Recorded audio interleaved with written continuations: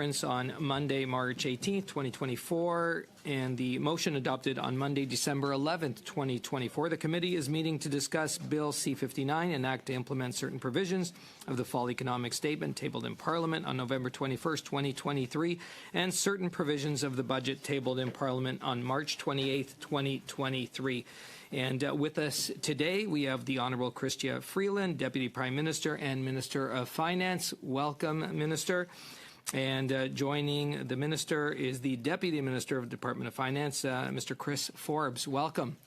And we look forward to hearing your remarks and for you answering the questions from the members. And Minister, I'm sure you already know that one of our colleagues here from our committee and from Parliament this will be his last day here on this committee, and that is MP Daniel Blakey.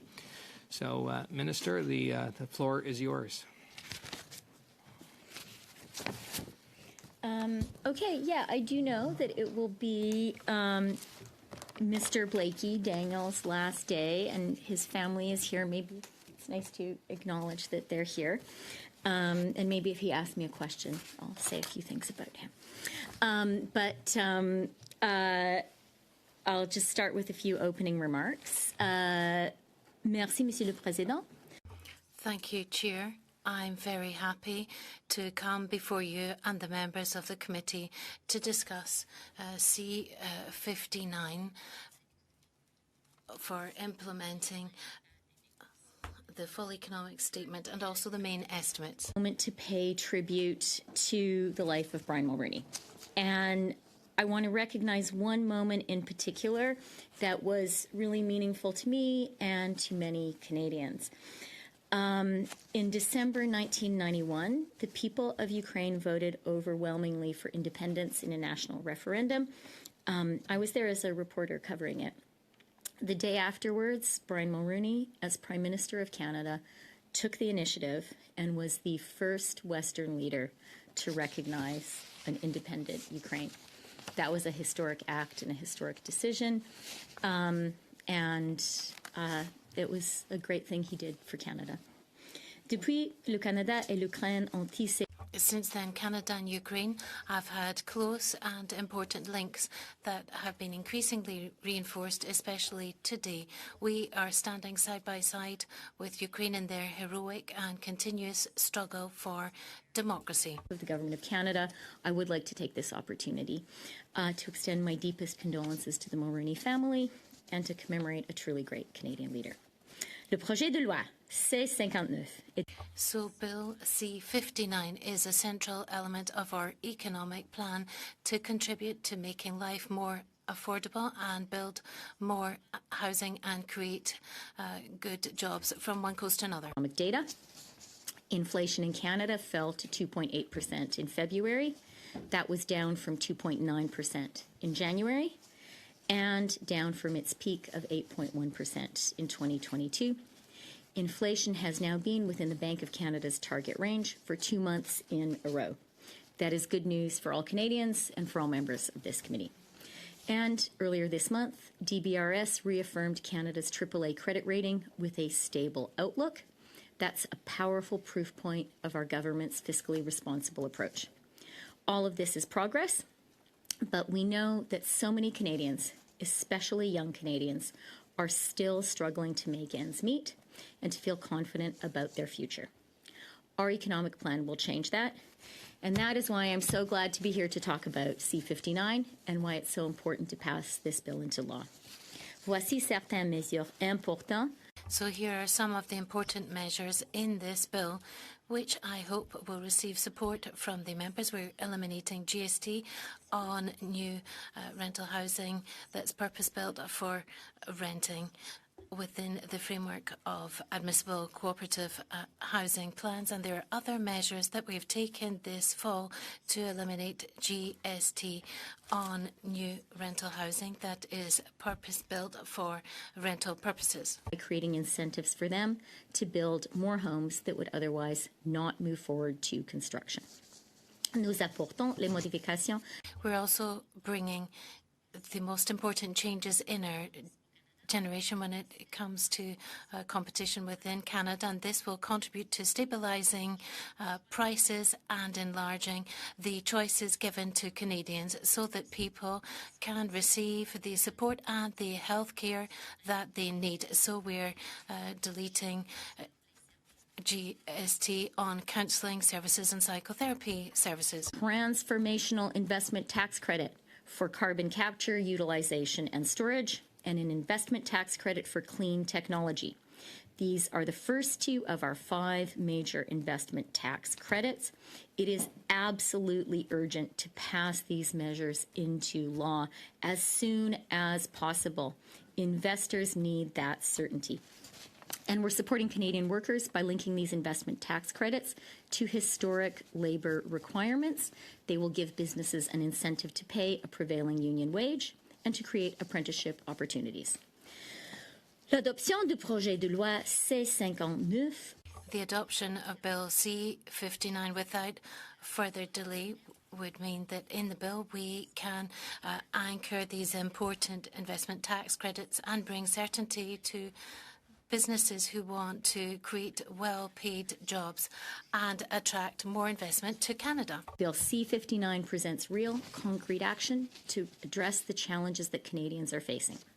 That is why I'm urging all MPs who are here to support the bill's swift passage.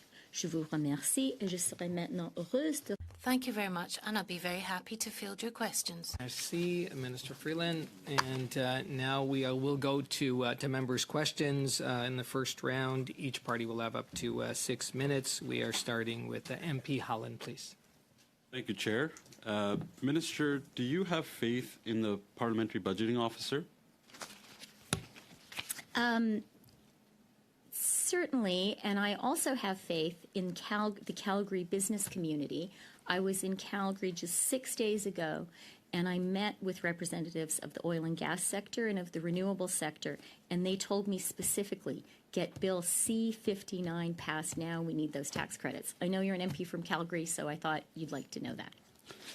Minister, do you believe in his economic and fiscal analysis of the impact of your carbon tax?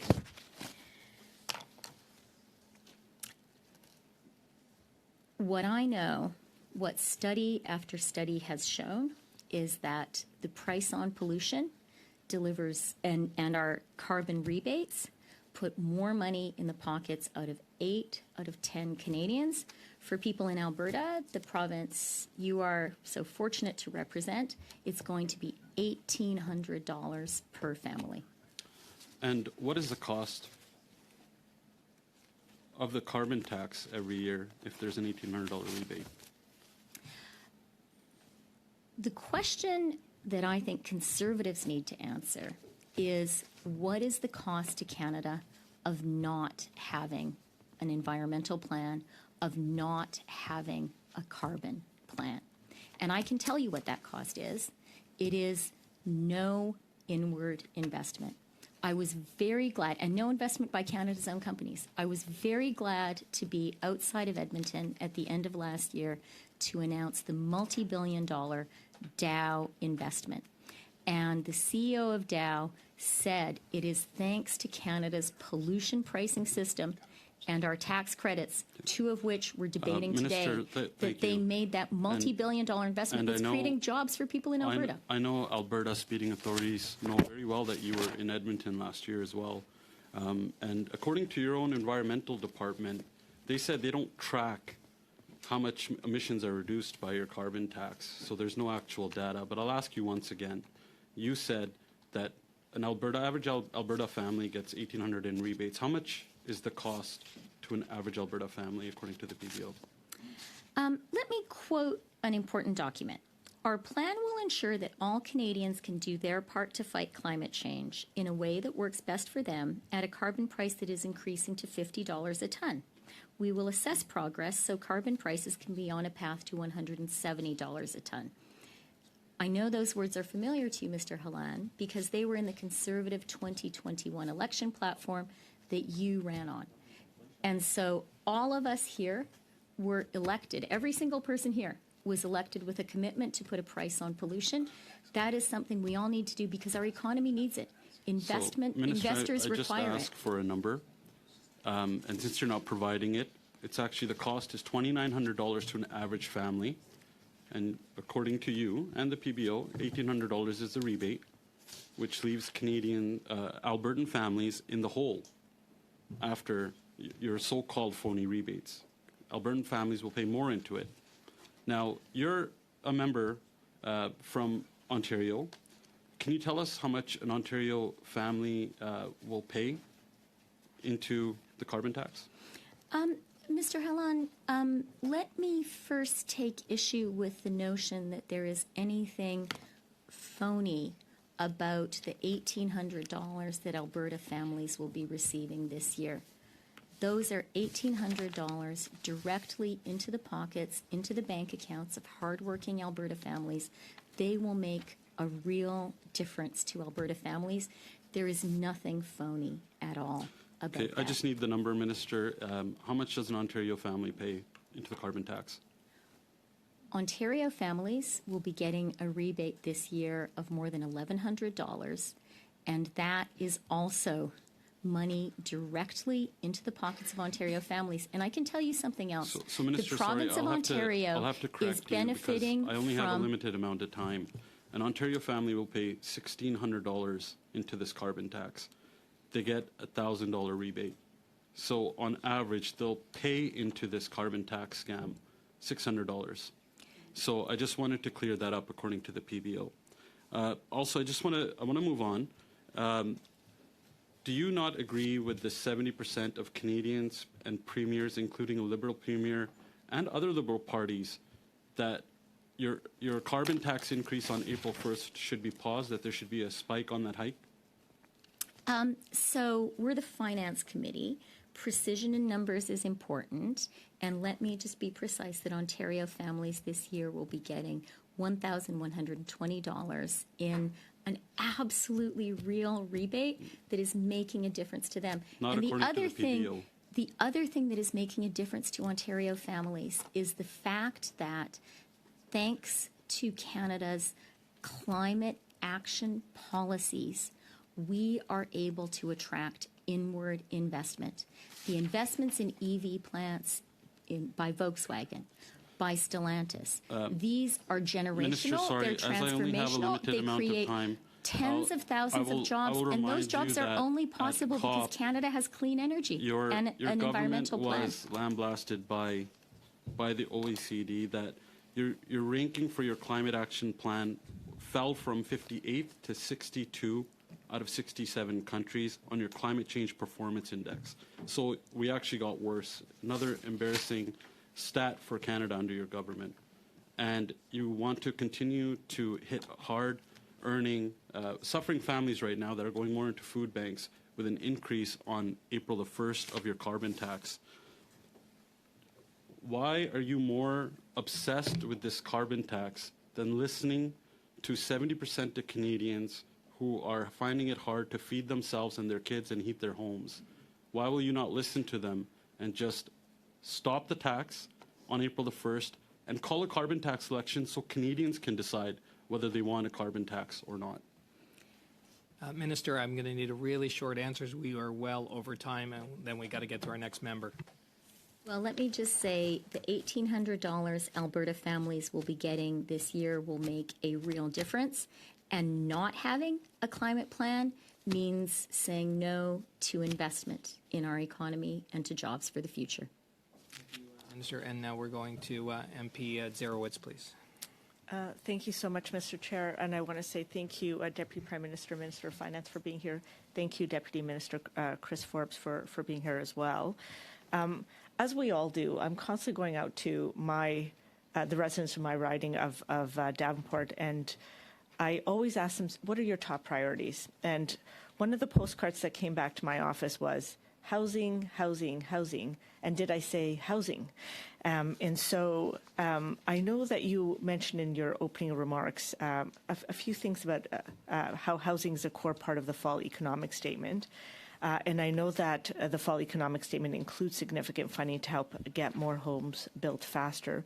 But for the average person in my riding of Davenport, can you walk us through how the measures that we have in C59 will